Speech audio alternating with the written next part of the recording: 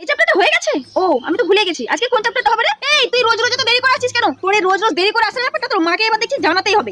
এত বিচ্ছিরি হাতের লেখা, পরীক্ষার খাতা এইভাবে লিখলে তো স্যার তো ধৈর্য ধরে দেখবেই না, একদম কেটে গোল্লা বসিয়ে দেবে। আরে তুই করেছিস কি? সব ভুল সব ভুল, আরো 10 বার লিখে নিয়ে আয়। যত বেশিবার লিখবি না তত হাতের লেখার স্পিডটা বাড়বে। এইভাবে মিনমিন করে পড়া মুখস্থ হয়, যতক্ষণ জোরে জোরে না পড়বি, নিজের পড়ার শব্দ নিজের কানে না পৌঁছাবে ততক্ষণ মুখস্থ হবে না। এই তুই ঘুমাতে বলিস, খেতে বলিস, তাহলে পড়াটা করতে ভুলে যাস কেন? একটা অঙ্ক অনেক ভাবে করা যায়। স্কুলের ম্যাম কি বলেছে যে উনি যেভাবে করাবেন সেভাবে না করলে পরীক্ষা খাতা কেটে দেবে? বোর্ডে গিয়ে তোর স্কুলের ম্যাম থাকবে না, আমি যেভাবে করাচ্ছি সেইভাবেই কর, এটাই সঠিক পদ্ধতি। এই এটা তুই কি জামা পরে এসেছিস? এখানে কি ফ্যাশন শো চলছে? পরের দিন খাতাতে মায়ের সই করে আনবি। এবার লাল পেনটা কোথায় গেল বলতো? এই কোশ্চেনগুলো ইম্পর্টেন্ট নয়, ভুলভাল সাজেশন দিয়েছে যত। যা, পড়া ভালোভাবে মুখস্থ রাখতে গেলে ভোর 4টায় উঠে পড়তে বসতে হবে।